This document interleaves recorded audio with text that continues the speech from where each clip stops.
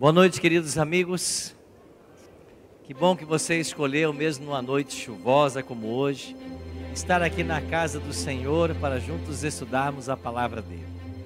Sempre é um privilégio poder estar com vocês e a cada domingo estamos viajando um capítulo de Daniel e vamos até o capítulo 12. São 12 semanas de estudo desse livro. A gente está preparando um lindo certificado para todos aqueles que participarem de pelo menos 70% das reuniões. Então, se você vier das 12 semanas pelo menos 70%, você vai receber um lindo certificado personalizado desse curso de Daniel, Segredos das Profecias, tá bem? Um abraço carinhoso a você também que nos assiste pela internet, onde quer que você esteja no Brasil ou fora do Brasil, seja muito bem-vindo. Estamos na nossa série Esperança para um Mundo em Crise. E hoje chegamos à nossa terceira semana e vamos para Daniel, capítulo 3. Trouxe sua Bíblia? Deixa eu ver sua Bíblia. Quem trouxe? Levanta. Que linda imagem, né? Isso aí. Traga a sua Bíblia, vamos estudá-la a cada domingo. A palavra do Senhor deve andar com todos nós. E andar não apenas nas nossas mãos, mas também em nossa mente, através do estudo dos livros que nós fazemos e dos temas que nós abordamos. O capítulo 13 de Daniel é um capítulo muito especial, prova de fogo. É uma experiência fantástica enfrentada pelos amigos de Daniel. Como eles se chamavam? Não, isso aí são os nomes babilônicos. Ananias, Misael e Azarias. Por que a gente grava mais os nomes babilônicos, hein? Porque são mais feios, é? Talvez seja, né? Mais distintos, né? Pouco comum. Bom, Ananias, Misael e Azarias passaram por uma prova de fogo. E no capítulo 3 é o tema que hoje vamos estudar. Interessante que esse capítulo 3 de Daniel, ele tem um paralelo com o livro do Apocalipse. Chamamos isso de intertextualidade. Ou seja, o conteúdo do capítulo 3 está diretamente relacionado com o conteúdo do capítulo 13 de Apocalipse. E nós vamos mostrar a beleza que é. O tema fala de uma aprovação que eles enfrentaram. E muitas pessoas se perguntam por que mesmo aqueles que são leais ao Senhor passam por provas. Talvez Pedro nos dê uma pista. Ele diz, né? Amados, em 1 Pedro 4,12, deixa eu ler esse primeiro. Não estranheis o fogo ardente que surge no meio de vós. E depois no capítulo 4,16. Mas se sofrer como cristão, não se envergonhe disto. Antes, glorifique a Deus com esse nome. Com base no ensino de Pedro, nós não podemos estranhar as provas que chegam à nossa vida. Mas aqui está claro de que nós podemos sofrer como cristãos. Aí não devemos nos envergonhar, mas glorificar a Deus. Por quê? Porque é possível sofrer não como cristão. Bom, você tem duas causas distintas para o sofrimento. A primeira pode ser por causa do Evangelho, e é o que vamos estudar nessa noite. 3 jovens que foram provados e sofreram porque eles estavam sendo leais a Deus. Mas muitas vezes nós sofremos porque semeamos e colhemos. Meu pai, por exemplo, perdeu sua vida por um câncer. Mas ele, durante décadas, fumou e bebeu. Ele semeou e teve que colher. A Bíblia tem uma lei que não muda. Aquilo que o homem ceifar ou semear, isso também ceifará. Lei de causa e efeito. Então, quando nós falamos sobre sofrimento hoje, às vezes o sofrimento é resultado de nossas ações. Às vezes nós sofremos por causa do Evangelho. E aí Pedro diz, se você sofre por causa do Evangelho, você glorifique a Deus. Sofrer pelo Evangelho tem a ver com você enfrentar provas e dificuldades por ser leal ao Senhor. E isso acontecerá com todos nós, com todos que somos cristãos. Já sofrer como consequência das ações é um sofrimento inglório, porque você está pagando pelo erro que você cometeu. Então isso tem que estar bem claro em nossa mente. No capítulo 2 estudamos sobre essa estátua de 4 metais. Semana passada, a cabeça era de ouro e representava que império? Babilônia. Peito e braços de prata, que império? Medo-Pérsia. Quadril de bronze, Grécia. E as pernas de ferro? Roma. Certo? Agora, quais foram as datas? Quem sabe agora? Para tirar 10. Quando é que caiu Babilônia? 539. Quando é que caiu a Medo-Pérsia? Você, semana que vem, Alex, está encarregado de dar o prêmio com perguntas, viu? Nós vamos dar prêmios agora com perguntas boas. 331. Depois Grécia cai em 168 e Roma vai em 476, nossa era já. Esse era o capítulo 2. Quando chegamos no capítulo 3, vai acontecer algo muito interessante. Nabucodonosor vai ter uma ideia, copiar um pouco do que ele viu no sonho, mas com propósitos totalmente diferentes do sonho. Então, bem-vindo ao capítulo 3. Antes de avançarmos em nosso estudo, como sempre fazemos, queremos buscar a Deus mais uma vez em oração. Ora comigo. Nosso Pai, deixamos nossas casas nessa noite, o conforto do nosso lar, porque nós viemos buscar o conforto da Tua Palavra. Acreditamos que todas as histórias que foram registradas nesse livro, para o nosso ensino, elas foram registradas.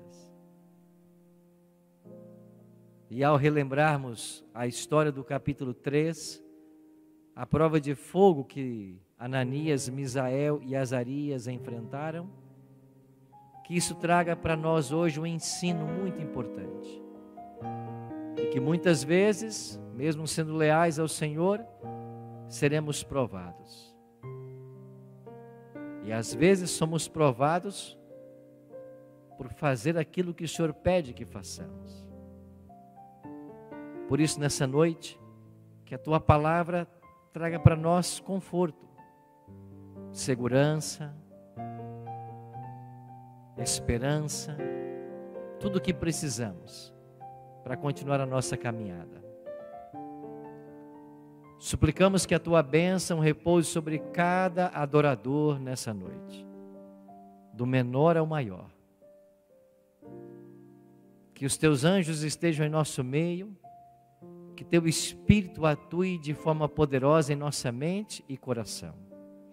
E que recebamos mais uma vez o recado do céu. Oramos em nome de Jesus. Amém. Capítulo 2, disse que Nabucodonosor se inclinou, se prostrou e disse para todos os habitantes da Babilônia: certamente o vosso Deus é o Deus dos deuses, o Senhor dos reis e revelador de mistérios. Quando terminamos o capítulo 2, nós temos um rei totalmente rendido ao Senhor. Os magos, encantadores, astrólogos, caldeus não puderam me ajudar, mas Daniel, o seu Deus, pôde, porque Ele é o Senhor dos senhores. Ele é o Deus dos deuses. Você tem um rei aqui tocado pelo sonho que Daniel interpretou. Mas 9 anos se passaram. 9 anos separam o capítulo 2 e o capítulo 3. O sonho ficou no passado. E agora, 9 anos depois, quando chegamos ao capítulo 3, o rei tomou uma decisão. O rei Nabucodonosor fez uma imagem de ouro que tinha 60 côvados de altura e 6 de largura. Levantou-a na planície de Dura, na província de Babilônia. O rei escolheu uma planície, um local onde milhares de pessoas pudessem estar e fosse fácil a visão, o horizonte.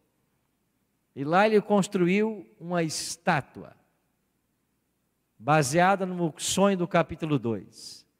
Só que diferente do capítulo 2, ele não fez uma estátua com 4 metais. Ele fez uma estátua com um único metal, toda de ouro. No capítulo 2, a cabeça de ouro representava a Babilônia. Agora essa imagem toda de ouro tinha uma mensagem. Qual era a mensagem que o rei queria transmitir? Babilônia jamais passará. Babilônia não perderá a sua glória. Babilônia ficará para sempre. Por isso a imagem toda de ouro. Não é apenas a cabeça de ouro. O peito e braços também serão de ouro. O quadril será de ouro. As pernas serão de ouro. Os pés serão de ouro. Ou seja, o meu império jamais passará. Nabucodonosor se esqueceu do sonho. O ser humano esquece facilmente, né? Nós temos uma tendência de esquecer, especialmente aquilo que Deus faz por nós. Quantas coisas maravilhosas Deus já não fez na sua vida? E talvez você tenha se esquecido.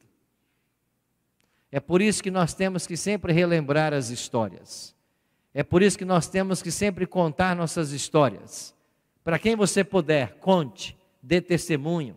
Um dia eu conversava com um pastor muito amigo e ele dizia: eu tenho dificuldade em contar as minhas histórias. Já vivi várias, mas eu tenho dificuldade em contar.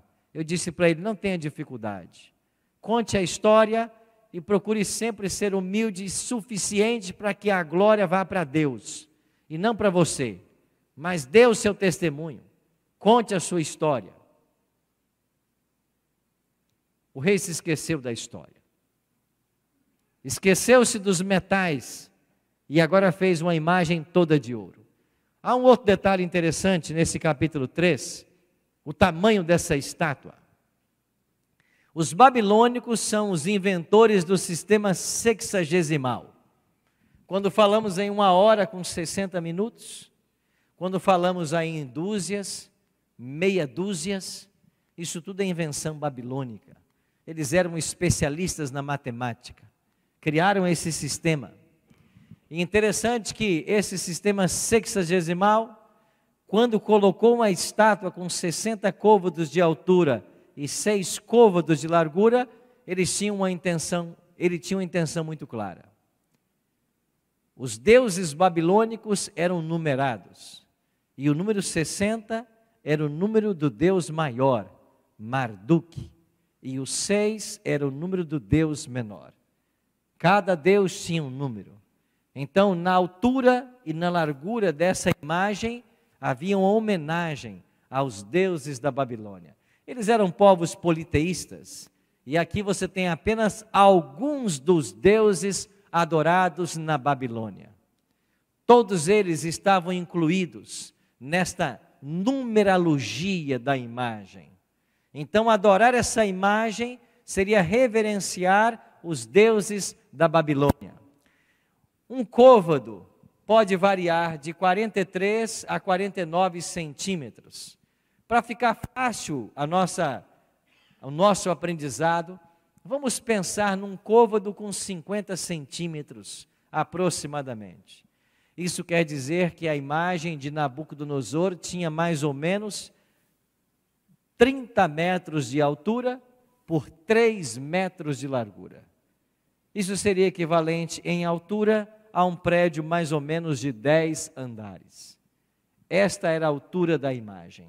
E numa planície, ela poderia ser vista à distância. Imagine uma imagem com 30 metros de altura, toda de ouro. Quanto não valia essa imagem? Quanto dinheiro Nabucodonosor não empreendeu para que essa imagem fosse construída? Era uma homenagem aos seus deuses. E ele fez essa imagem com um objetivo bem claro. O texto diz assim: o rei Nabucodonosor mandou ajuntar os sátrapas, os prefeitos, governadores, juízes, tesoureiros, magistrados, conselheiros e todos os oficiais da província, para que viessem à consagração da imagem que o rei Nabucodonosor tinha levantado. Ou seja, toda a elite de Babilônia foi convidada para a consagração desta imagem. Versículos 4 e 5. Nisto, o arauto apregoava em alta voz. Arauto era o Twitter da época, né?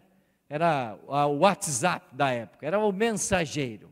Então ele vinha e ele apregoava em voz alta. E o que ele apregoava? Olha, ordena-se a todos vós, povos, nações, homens de todas as línguas, no momento em que vocês ouvirdes o som da trombeta, do pífaro, da harpa, da cítara, do saltério, da gaita de foles e de toda sorte de música, vos prostrareis e adorareis a imagem de ouro que o rei Nabucodonosor levantou. Está claro no texto que ao se prostrar e adorar, era uma veneração aos deuses representados na imagem. Era uma adoração ao rei Nabucodonosor como um representante pessoal dos deuses da Babilônia. Até porque eles entendiam que o rei era também um deus. E então havia um decreto. Um decreto foi baixado para aqueles que não adorassem. Quem não concordasse, diz, qualquer que não se prostrar e não adorar, será no mesmo instante lançado na fornalha de fogo ardente. Então era uma adoração compulsória. Todos deveriam se prostrar e adorar. E quem não quisesse esse caminho, o destino certo seria a morte. Em Babilônia eram comuns essas fornalhas de fogo. Elas eram usadas para queimar os tijolos, usados nas construções. Então haviam várias fornalhas. E certamente ali na planície tinha uma fornalha pronta. E quem sabe já até estivesse acesa. É bem provável que já estivesse acesa, porque a ameaça era muito mais clara. A fornalha já está aí, já está aquecida, o fogo já está queimando. Então, ou você adora os nossos deuses, ou você vai parar lá dentro. Era uma prova de fogo, não? O que aconteceu? Nós temos aqui no capítulo 3 um soberano poderoso, Nabucodonosor. Nós temos uma imagem falsa, porque a imagem verdadeira tinha 4 metais, essa não tinha.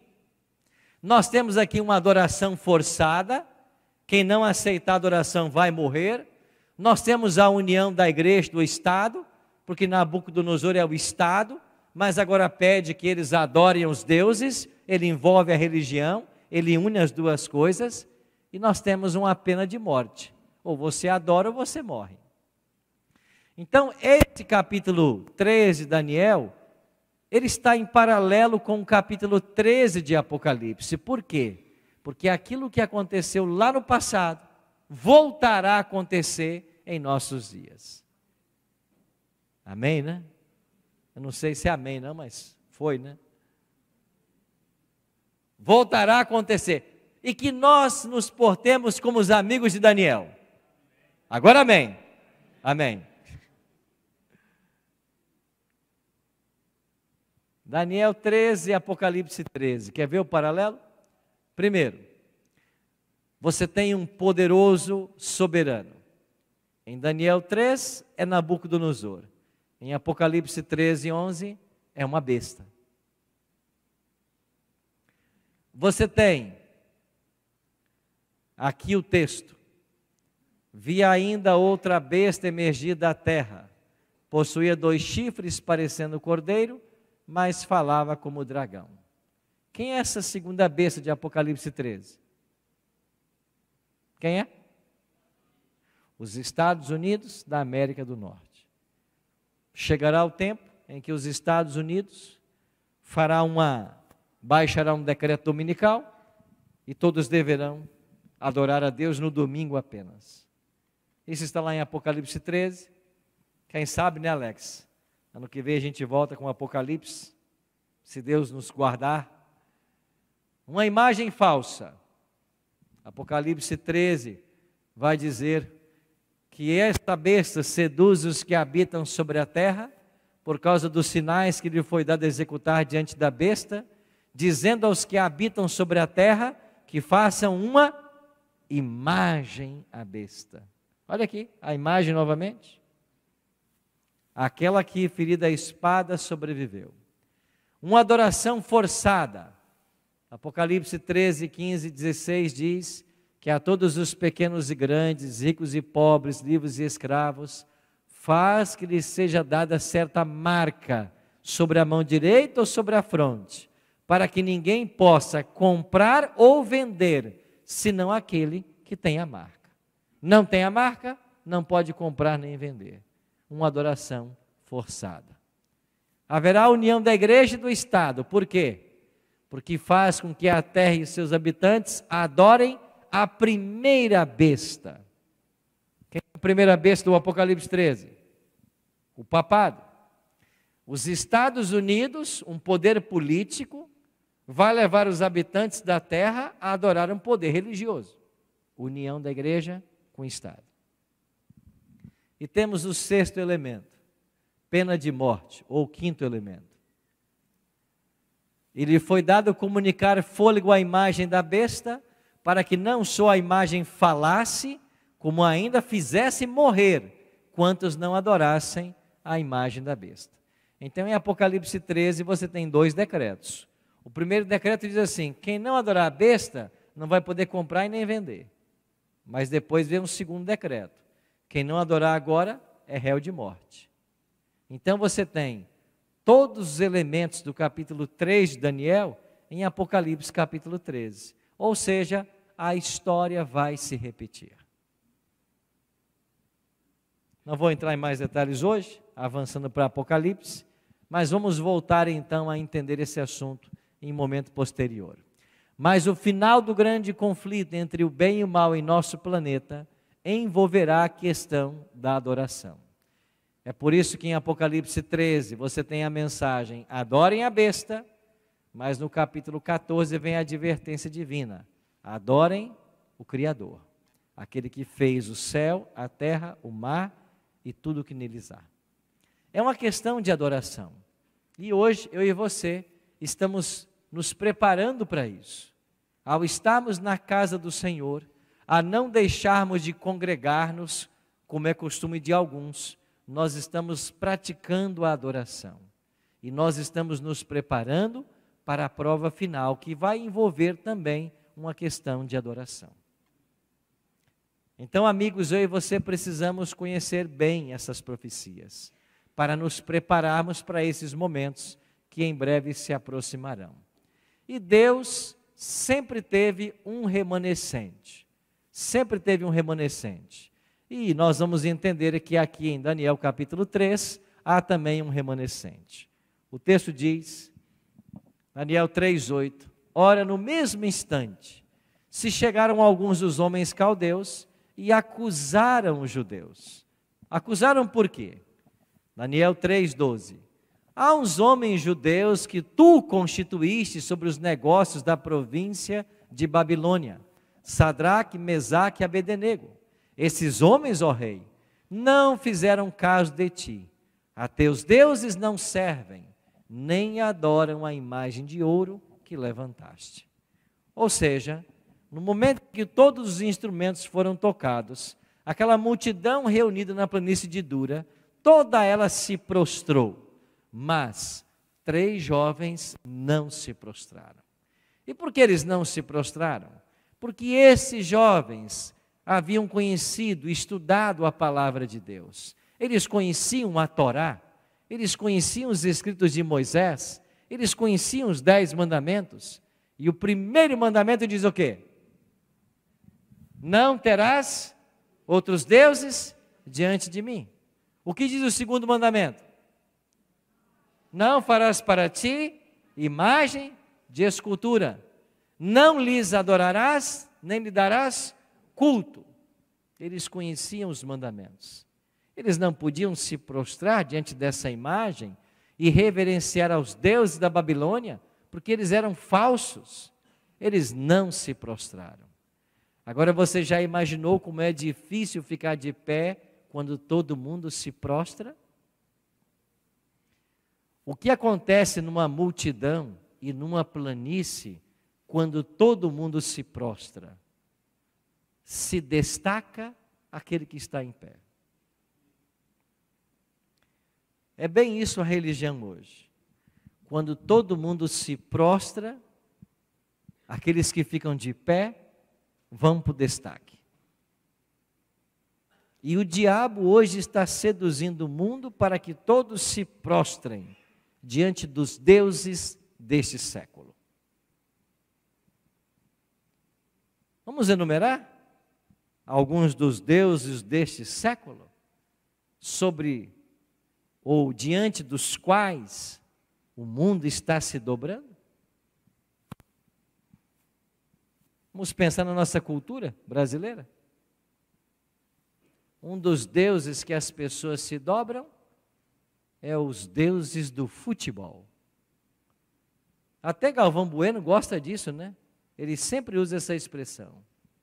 Os deuses do futebol quiseram que esse gol acontecesse aos 44 do segundo tempo. Os deuses do futebol. Pastor Arilton, é pecado jogar bola? Não, não é pecado. Inclusive amanhã, 4 da tarde, eu tenho um compromisso aí com os pastores. Toda segunda, 4 da tarde.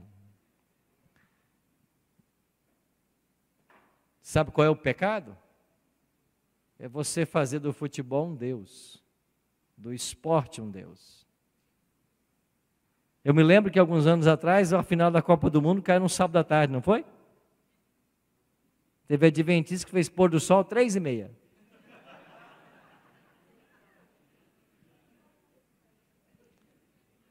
Isso é adoração. Quando você quebra o mandamento do Senhor para ver um jogo de futebol no sábado, isso é se prostrar diante dos deuses modernos. Quando você troca uma partida de futebol do seu time em lugar de estar na igreja, isso é se dobrar diante dos deuses desse século. Eu não tenho problemas em assistir uma partida de futebol. Quando eu posso, eu assisto. Agora eu não vou trocar uma partida de futebol por um culto na minha igreja. Você entende o que vem primeiro?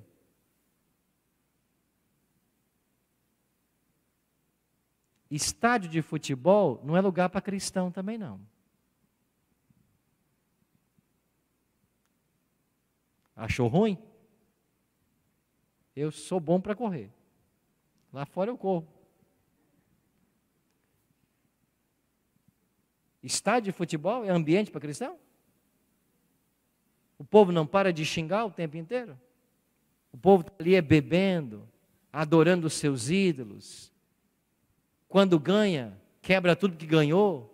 Quando perde, quebra tudo que perdeu. É violento. Eu acho que não é um ambiente. Para nós estarmos? Não. Outro Deus desse século, os vícios. Os vícios. O povo hoje é uma propaganda intermitente, não é intermitente, constante, né? Da bebida. Parece que você, para ser feliz, tem que beber. O tempo inteiro eles estão falando em beber. Tudo quanto é propaganda. Só é feliz se bebe. Inventaram verbos, sextou, porque é o dia da cerveja. Vamos beber. Quem teve um pai alcoólico como eu, sabe o que é isso. Falar que isso é bom, isso é uma desgraça para a sociedade. Bebida, cigarro, isso é uma desgraça para a sociedade. Drogas, isso é uma desgraça para a sociedade. Tem alguns aí defendendo a droga, a liberação de drogas. É porque você não tem um filho viciado. Visita uma família que tem um filho viciado, como eu já visitei, que o pai chega em casa, mas a mãe, a geladeira foi vendida para comprar maconha. Vai visitar um lar desse? ande a falar besteira por aí que você é a favor da liberação de drogas. Você é maluco, é? Como é que você apoia uma coisa que Deus é contra? Que destrói a mente humana. Mas o povo está aí. A sociedade se dobra diante dos vícios. São os deuses desse século. Que fala da promiscuidade, do sexo livre. Outro deus do século. Os jovens estão se prostrando. Ah, pastor, é muito careta não transar antes de casar. Isso é antiquado, é ser quadrado. Eu falei um dia para uma jovem, é quadrado mesmo. A Nova Jerusalém é quadrada, é para gente quadrado. Nova Jerusalém é quadrada, mesma altura, comprimento e largura. É para gente quadrada, que não faz sexo antes do casamento, que não bebe, que não fuma, que não usa drogas. É para gente quadrada mesmo. Quer ser moderninho? O inferno é lugar de moderninho. O inferno tem um monte de gente que moderninho. Ah, não, moderninho. Eu bebo minha cervejinha, não tem problema. Bebe. Quem disse que tem problema? Lei da semeadura. Semeia, depois você colhe. Vai colher lá, vai mesmo. Mas o povo está se prostrando.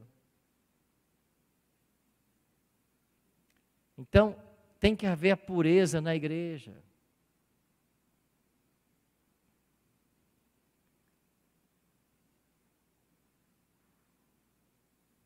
Um casal de jovens me pediu que eu fizesse o casamento deles.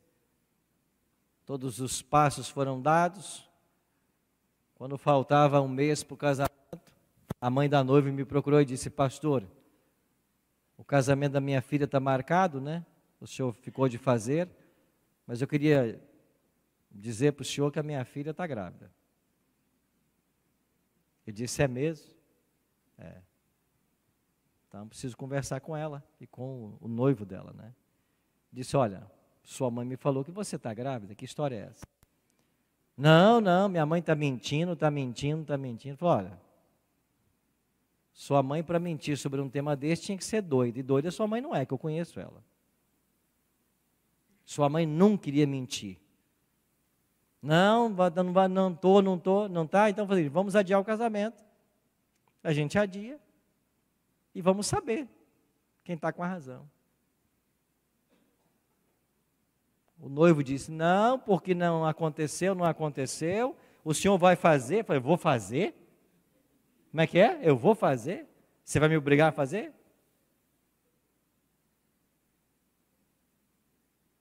Não, o senhor vai entrar em confusão se não fizer. Confusão o quê? Tem polícia para quê? Eu chamo a polícia. Está me ameaçando? Chama a polícia para cuidar de você. Saiu revoltado. Procuraram outro líder religioso de uma outra igreja, fizeram o casamento, aí depois nasceu um bebê de 3 meses.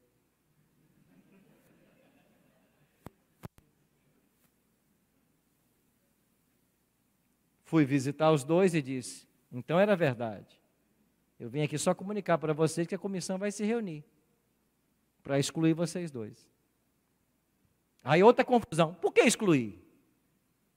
Já teve casal de jovens na igreja que se casaram sem serviço só para receber disciplina? Sim, pode acontecer. Às vezes eles, em alguma circunstância. Agora eu perguntei para vocês, você sabia, você mentiu, e não só isso, você procurou uma outra igreja para fazer o casamento e foi casado em outra igreja. Então, é isso aí, é comissão. Não adianta, lei da semeadura e da colheita. Não se dobre diante dos deuses da modernidade.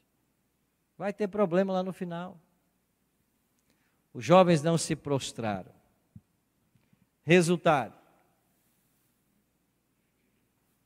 Nabucodonosor deu uma segunda chance. Você entende isso aqui? Por que o rei deu uma segunda chance? O rei dá uma segunda chance para quê?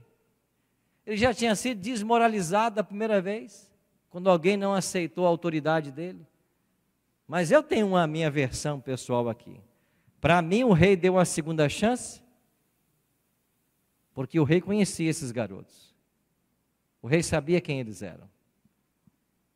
Do Quarteto Fantástico só faltava Daniel aqui, né? E aí já na chegada me perguntaram: pastor, cadê Daniel no capítulo 3?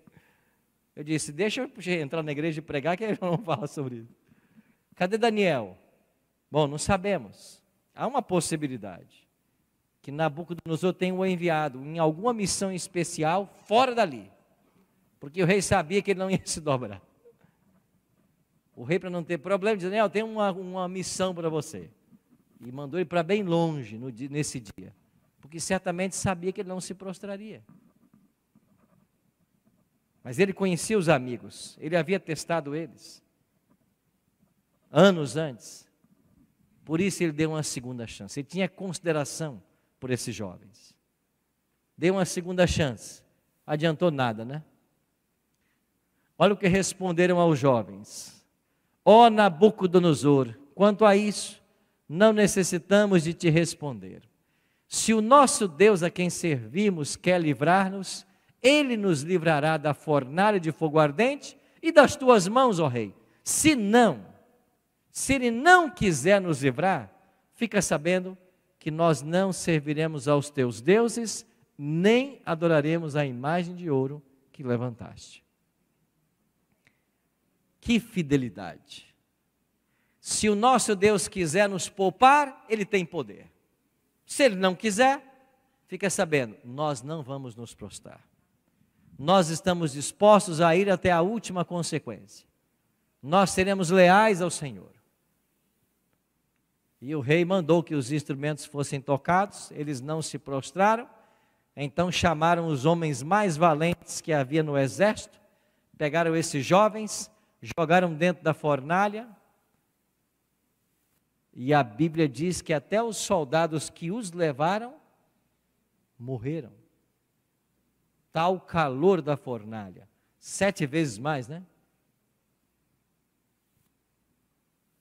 Nabucodonosor se espantou, se levantou depressa e disse aos seus conselheiros: não lançamos nós 3 homens? É verdade, rei, mas ele disse: mas eu estou vendo 4. Que andam passeando dentro do fogo. E o aspecto do quarto é semelhante a quem? A um filho dos deuses. Quem o rei estava vendo? Jesus.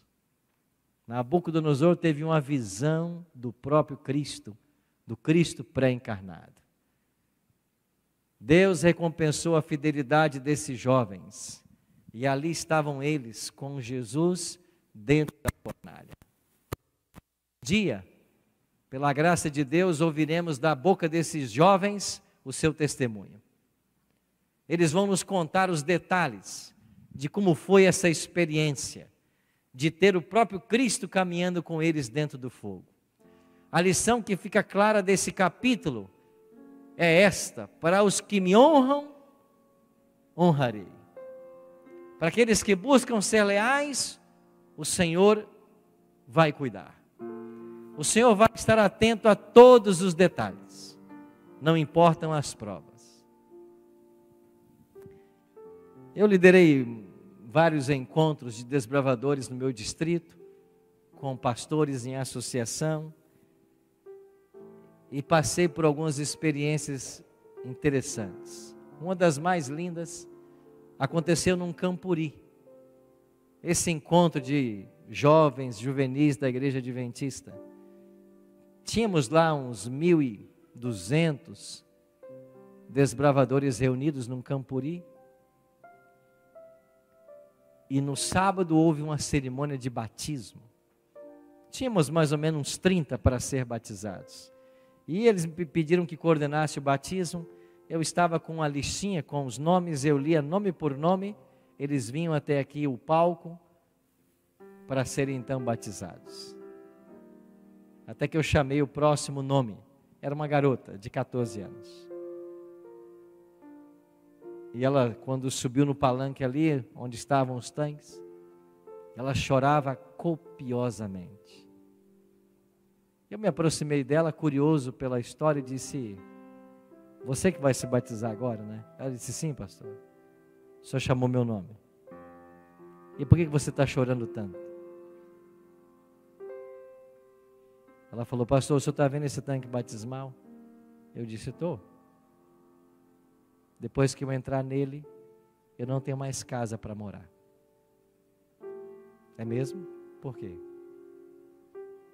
Meu pai não aceita a minha fé. Meu pai não concorda que eu seja um adventista do sétimo dia. Ele disse que se eu me batizar na igreja, eu não mais serei filha deles.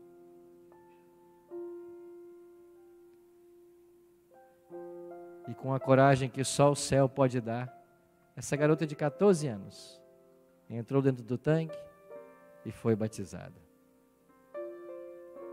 Quando ela saiu, desceu, os desbravadores da igreja que ela estava frequentando a abraçaram e eles choraram mais ou menos uns 15 minutos, abraçados.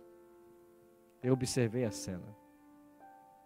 E enquanto eles choravam com ela, eu fiquei pensando, olhando a cena, aí está a sua nova família.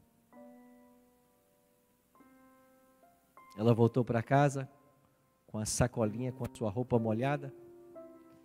Quando chegou em casa, bateu a porta, o pai abriu e fez só uma pergunta para ela, você foi batizada? Ela disse, fui. Ele disse, aqui não é sua casa mais. E ele fechou a porta. Uma família da igreja a acolheu naquele dia e ela perdeu sua família. Passaram-se uns 4, 5 anos, menos talvez. Eu fui fazer uma semana de oração numa de nossas escolas, o EDESA, lá em Colatina, no Espírito Santo. Enquanto fazia essa semana naquela escola, eu contei essa história. Eu fiz um apelo, orei pelos jovens que se entregaram a Jesus. E quando terminou o culto, uma garota veio falar comigo. E disse, pastor, o senhor se lembra de mim? Eu disse, não estou lembrando. Eu sou a garota da história que o senhor acabou de contar. É você? O que aconteceu? Meu pai me expulsou de casa. Uma família da igreja me abraçou por um tempo. E depois a igreja me ajudou e me mandou para essa escola. Eu estou aqui agora me preparando para entrar na faculdade. E seu pai? Hoje ele me aceita em casa. Hoje a minha família me recebe bem.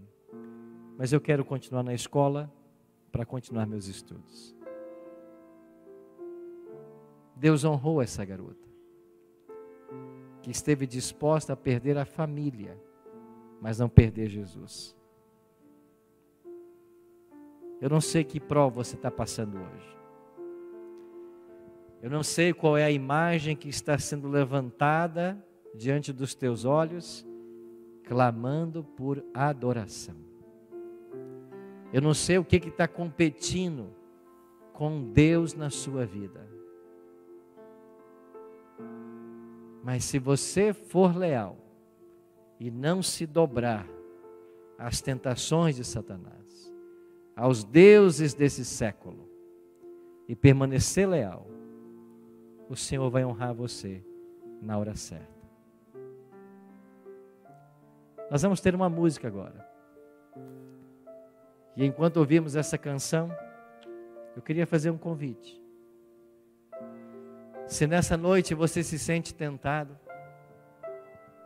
se você está tendo que dividir a sua adoração, se existe alguma coisa que tem ocupado o primeiro lugar na sua vida que não é Deus, eu queria desafiar você nessa noite a colocar isso nas mãos do Senhor, para que Ele te liberte disso, para que Ele te dê o poder para vencer, para que Ele te dê a fé necessária para suportar a prova.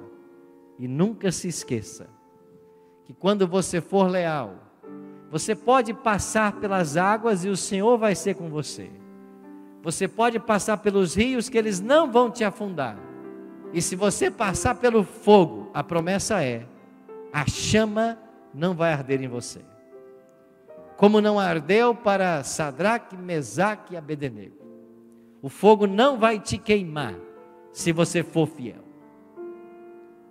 Por isso, se você está diante de um dilema hoje e quer colocar a sua vida nas mãos do Senhor para obter a vitória, para deixar que Deus seja o primeiro e o único na sua vida,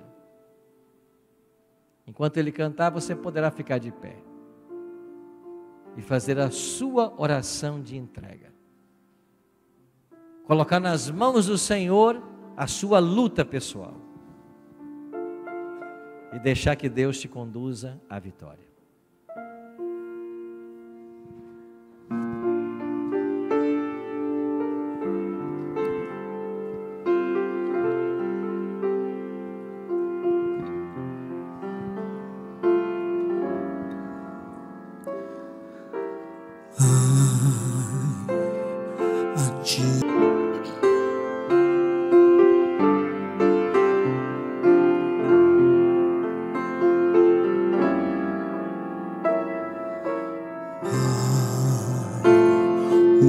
Está escuro, mas eu sigo pela fé.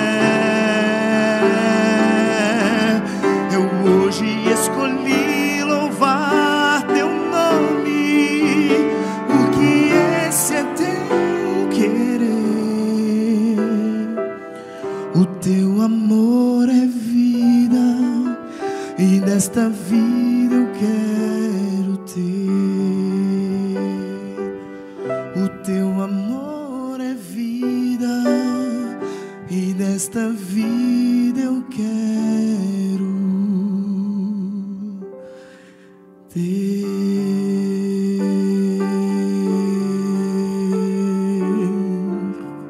Eterno Deus e Pai, como Ananias, Misael e Azarias, nós queremos escolher louvar apenas o teu nome e não nos dobrarmos diante dos deuses que se levantam hoje nesse mundo.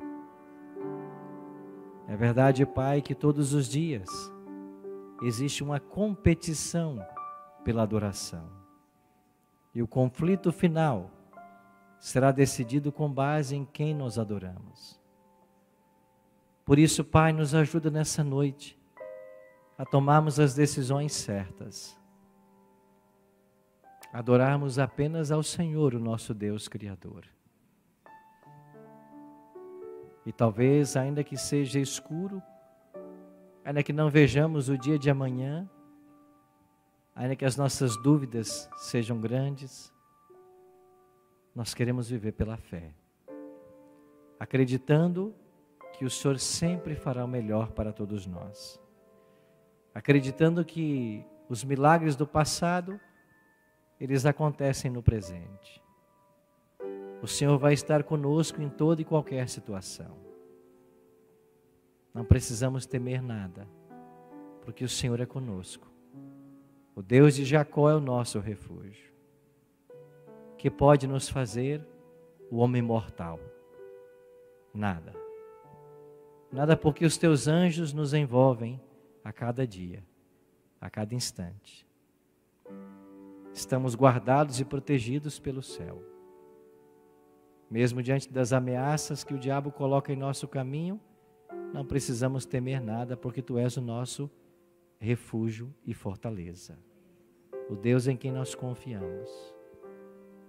Espanta de nós todo temor, todo medo, toda incerteza. Tira do nosso coração os deuses que porventura tenhamos levantado. Nos ajude a viver Mateus 6,33.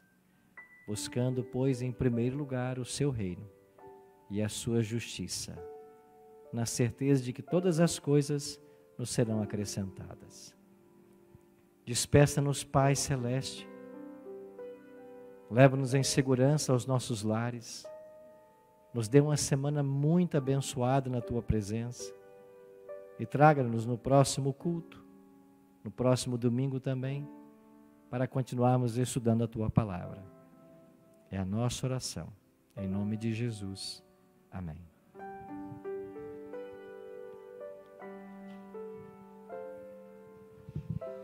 Queremos agradecer a presença de todos. Próximo domingo estaremos continuando com nossos estudos, Daniel capítulo 4. E até amanhã vocês estarão recebendo o estudo através do e-mail.